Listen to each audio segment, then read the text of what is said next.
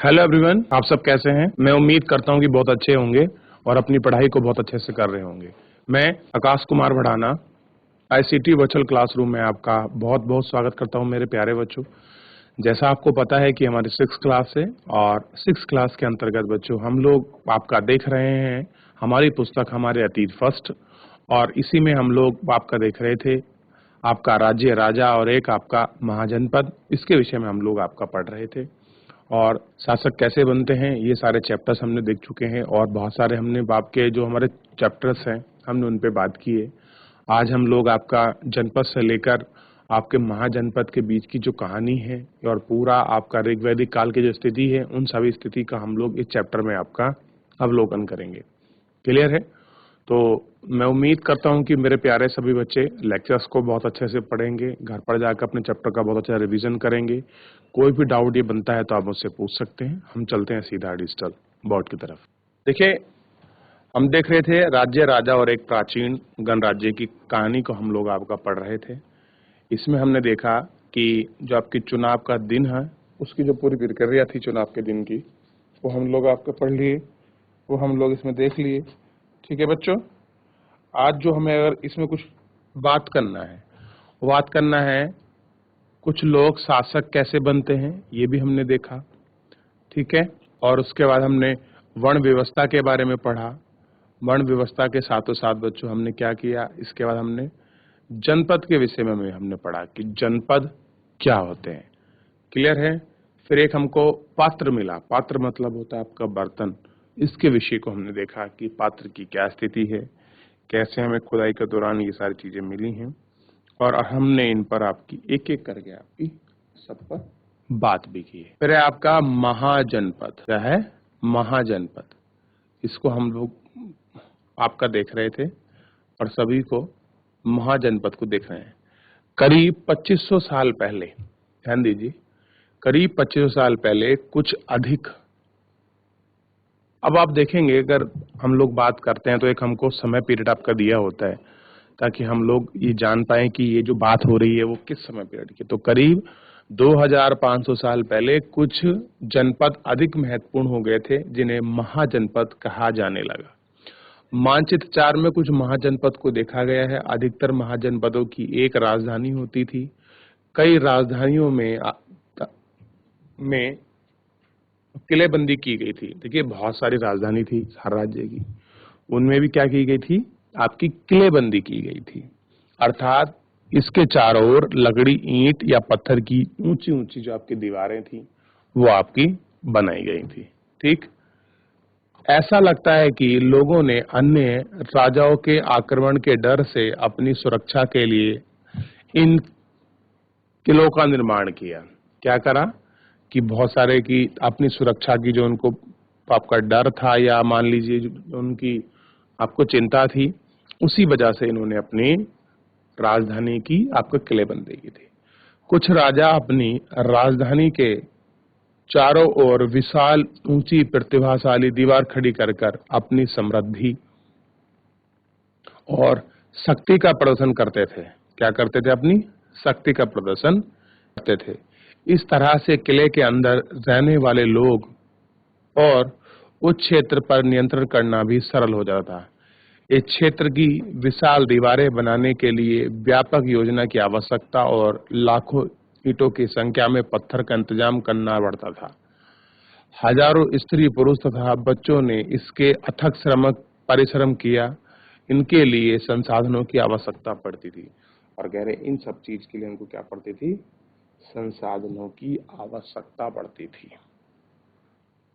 राजा अब सेना रखने लगे थे। सिपाहियों को नियमित वेतन देकर पूरे साल रखा जाता था।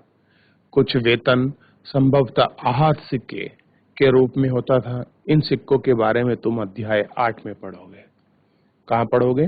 अध्याय 8 यानी कि चैप्टर नंबर 8 में तुम इनके सब के बारे में बड़े विस्तृत से पढ़ोगे और इनकी चर्चा करोगे। महाजनपद के राजा ऋग्वेद में उल्लेखित राजा से किस प्रकार भिन्न थे? 2 अंतर बताओ। अब हमको ये प्रश्न भी आपका देखना है, जब चैप्टर खत्म हो जाएगा तो मैं आपको ये बताऊंगा कि कैसे महाजनपदों के राजा और ऋग्वेद के राजाओं में किस प्रकार से अंतर था। उन 2 अंतरों को हमको इसमें देखना है। ठीक है, तो आगे बढ़िए। अब देखिए एक बार इस चित्र पर नजर डालिए, कैसे नीचे से ये आपकी दीवार बनी हुई है। कौशाम्बी किले की दीवार यह चित्र आधुनिक उत्तर प्रदेश के इलाहाबाद के पास मिली है। ईंटों की अवशेष है। इसका एक भाग निर्माण संभवतः 2500 साल पहले हुआ। कब हुआ? 2500 साल पहले हुआ। देखिए ये दीवार देखिए किले की आपको मिली है। क्लियर है बच्चों? अब इसको देख पा रहे हैं और समझ भी पा रहे होंगे। ठीक है, और इस सब पर आपको ध्यान देना है। और देखिए इसमें सारी जो आपकी चीजें हैं, महत्वपूर्ण चीजों को हम लोग आपका देखते चलेंगे। अब बात कर रहे हैं इसमें कर व्यवस्था की, कि इसमें कैसी कर व्यवस्था है, क्या इसमें कर व्यवस्था का अभियोजन आपका बनाया गया है। इस कर व्यवस्था को हम लोग आगे बार आपका देख लेते हैं और इसमें जान लेते हैं। महाजनपदों के राजा विशाल किले बनवाते थे और बड़ी सेना रखते थे, इसलिए उन्हें प्रचुर संसाधनों की आवश्यकता होती थी। इसलिए उन्हें कर्मचारी की भी आवश्यकता होती थी। अतः महाजनपदों के राजा लोगों द्वारा समय समय पर लाए गए उपहारों पर निर्भर न रहकर नियमित रूप से कर वसूलते थे। देखिए अगर कोई आपका राजा है और किसी महाजनपद का वो आपका राजा है और बहुत बड़ी सेना रख रहा है, तो उसको पैसे की आवश्यकता होगी। तो पहले क्या सिस्टम था कि लोग उनको क्या देते, गिफ्ट देते थे। गिफ्ट मतलब वो पैसे के रूप में ही उनको उपहार दिया जाता था। ये ध्यान रखिए। ठीक है, और अगर उनको आपका उपहार दिया गया तो उस उपहार में क्या होता था, इन चीजों को देखते थे। ठीक है बच्चों? ठीक है, अब देखिए तो वो लोग क्या करते थे, उपहार पर आपका ये सब ना होकर इन सब चीजों पर आपका डिपेंड रहते थे कि हमको नियमित रूप से कर वसूलना है, ये करना। ठीक, फसल पर लगाए गए कर सबसे महत्वपूर्ण थे, क्योंकि अधिकांश लोग आपके कृषक ही थे।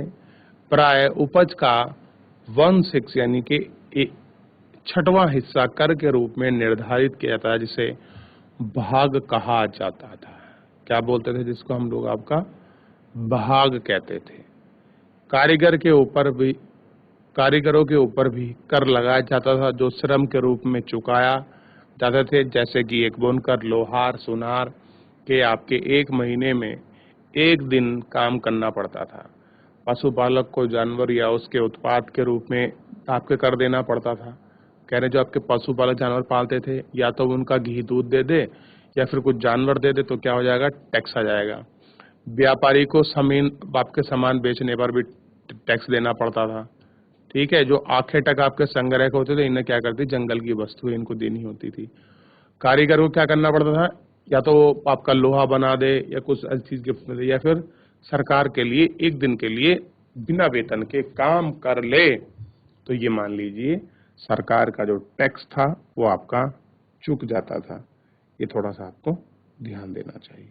ठीक है, इससे क्या होता है, जो टैक्स है सरकार का वो आपका चूक जाता था। ठीक, और उसमें क्या करते थे, इन सारी चीजों को आपका विशेष तौर पर आपका ध्यान रखा जाता। ठीक है, तो इस तरह से कुछ जो आपका कर था, उस कर की वसूली आपका होती थी। तो ये आपको थोड़ा सा ध्यान देना चाहिए।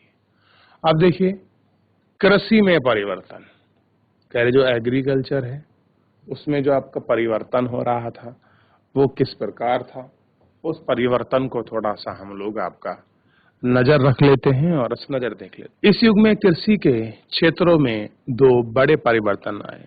हाल के फाल में अब लोहे के फाल बनने लगे। अब कठोर जमीन को लकड़ी के फाल की तुलना में लोहे के फाल से आसानी से जोता जा सकता था। देखिए पहले हमारे यहाँ लकड़ी के हल होते थे, लकड़ी के हल से भूमि को जोता जाता था। अब जहाँ कठोर भूमि होती थी वहाँ हल आपका टूट जाता था। लेकिन जब लोहे का फाल बनने लगा, यानी कि लोहे के हल बनने लगे, तो क्या होने लगा, आसानी से वो चीजें होने जाती थी। इससे फसलों का उपज बढ़ गई। दूसरे लोगों ने धान और पौधे की रोपण शुरू कर दिया। खेतों में बीज छिड़क कर धान उपजाने के लिए धान की पौध आपको तैयार कर उनका रोपण करना शुरू कर दिया। अब पहले की तुलना में बहुत ज्यादा पौधे जीवित रह जाते थे, इसलिए पैदावार भी ज्यादा होने लगी। इसलिए कमर तोड़ परिश्रम लागत था। ये काम ज्यादातर दास दासी और भूमिहीन खेतीहार भूमि मजदूर आपका काम करते थे। ठीक है, ये आपको थोड़ा सा ध्यान रखना है। ठीक है, चलिए तो देखिए, जो लोग आपका काम करते थे आपका लोगों की तरह, वो क्या थे? सबसे बड़े देखिए, दो आपके बड़े परिवर्तन आए। एक तो क्या हुआ, लोहा मिला, और ठीक है, और दूसरा परिवर्तन क्या, अब लोग धान की पौधों का रोपण शुरू कर दिया, यानी कि खेतों में बीजों का छिड़काव, धान उपज के धान की पौध तैयार करके रोपण शुरू कर दिया। अब क्या हो गया, पहले हम धान का बीज छिड़कते थे फिर खेती करते थे, लेकिन अब रोपण करने लगे तो क्या हो गया, पैदावार ज्यादा से होने लगी। इसलिए पैदावार भी ज्यादा होने लगी। इसमें कमर तोड़ परिश्रम लगता था। ये काम ज्यादातर दास दासी और भूमिहीन खेतिहार मजदूर काम कार करते थे। ये लोग सब आपका खेती करते थे। क्या तुम बता सकते हो कि राजा रानी इन परिवर्तन को क्यों प्रोत्साहन आपका देते थे? कह रहे जो आपके परिवर्तन आ रहे थे, उन आपके परिवर्तन को राजा रानी ने आपका किस प्रकार से उनको प्रोत्साहन दिया? क्या आप इनको बता सकते हो? बताइए बच्चों। तो जिस प्रकार वो आपका प्रोत्साहन दे रहे थे, आप उस प्रोत्साहन को बता सकते हैं कि नहीं बता सकते? ये थोड़ा सा आपको देखना है। ठीक है, सूक्ष्म निरीक्षण। ऐसा एक राज्य है, महाजनपद होगा, इसका नाम है मगध। मानचित्र 4 प्रश्न नंबर 49 में मगध को ढूंढो। लगभग 200 साल के भीतर मगध सबसे महत्वपूर्ण जनपद बन गया। कैसा बन गया? सबसे ज्यादा महत्वपूर्ण आपका जनपद बन गया। गंगा सोन जैसी नदी मगध से होकर बहती थी। यातायात, जल वितरण, जमीन को उपजाऊ बनाने के लिए महत्वपूर्ण थी। मगध का एक हिस्सा जंगलों से भरा था। इन जंगलों में रहने वाले हाथियों को पकड़कर उन्हें प्रशिक्षित कर सेना में काम में लाया गया। यही नहीं, जंगल से घर, गाड़ियां तथा रथ बनाने के लिए लकड़ी भी मिलती थी। इसके अलावा इन्होंने लोहे के अयस्क को की खदानें हैं। मजबूत लोहे और हथियार बनाने के लिए ये बहुत उपयोगी था। कैसा था? बहुत उपयोगी था। ठीक है, अब देखिए, सबसे पहले क्या किया इन्होंने, जो हाथी था उसको क्या बना दिया इन्होंने, इसको पालतू बना दिया। जंगल से हाथी पकड़ कर लाया और उसको प्रशिक्षण दिया, आपका ट्रेनिंग दिया, अपनी सेना में उसको एंटर कर लिया। ठीक है, फिर जंगलों से जो आपका काम होता था लकड़ी द्वारा, वो सारी चीजें ये लोग आपका करने लगे। अब देखिए, मगध के दो बहुत ही शक्तिशाली शासक थे। एक का नाम था बिंबिसार और बिंबिसार का पुत्र था आजाद शत्रु, यानी कि आजाद शत्रु। अन्य जनपदों को जीतने के लिए ये हर संभव साधन अपनाते थे। महापद्मानंद और एक महत्वपूर्ण शासक थे। इन्होंने अपने नियंत्रण के क्षेत्र में उपमहाद्वीप के उत्तर पश्चिमी भाग तक फैलाया। यानी कि महापद्मानंद के समय में अगर आप मगध की सीमा को देखें, उत्तर से पश्चिम तक बहुत लंबी, यानी कि बहुत बड़े क्षेत्र में आपका विस्तृत थी। बिहार में आधुनिक राजगीर में कई सालों तक मगध की राजधानी बना रहा। बाद में पाटलिपुत्र यानी कि आज का पटना को राजधानी बनाया गया। पहले कौन था अब इसकी कैपिटल क्या थी? राजगीर, यानी कि राजगीर। फिर बाद में क्या चेंज होगी? पाटलिपुत्र, यानी कि पटना का प्राचीन नाम क्या है? पाटलिपुत्र। ये आपको देखना होगा, समझना होगा कि उसका क्या नाम है। ठीक, इन सारी चीजों को देखिए, इन सारी चीजों को समझिए, तो आपको और बहुत सारी चीजों के विषय में आपको समझ आएगा। आप इनको देख सकते हैं, आप इनको समझ सकते हैं। ठीक, आगे बढ़ते हैं और अगले विषय पर हम लोग इसमें बात करते हैं। सबसे पहले हम लोग पीछे मैप में जाना और हमको मगध को देखना है। ये रहा मानचित्र 4 और इसमें हमको मगध को ढूंढना है। देखिए, ये रहा मगध और ये रही मगध की कैपिटल। दोनों मिल गए बच्चों। और ये रहा हस्तिनापुर। क्या था हस्तिनापुर में बच्चों? पांडवों का राजधानी थी। कुरु जनपद जो था उसकी कैपिटल थी। पांचाल की कौन थी? पांचाली। देखिए, देख लिया आप लोगों ने। मगध, और मगध की जो कैपिटल है राजगीर है, जो वर्तमान की राजगीर है, दोनों को देख लिया आप लोगों ने। चलिए, बहुत अच्छे, इन सब पर ध्यान दीजिए। देख लिया। अब यहाँ तक हम लोग इसका सूक्ष्म निरीक्षण में अपनी बात कर रहे थे। 2023 साल से पहले की बात है।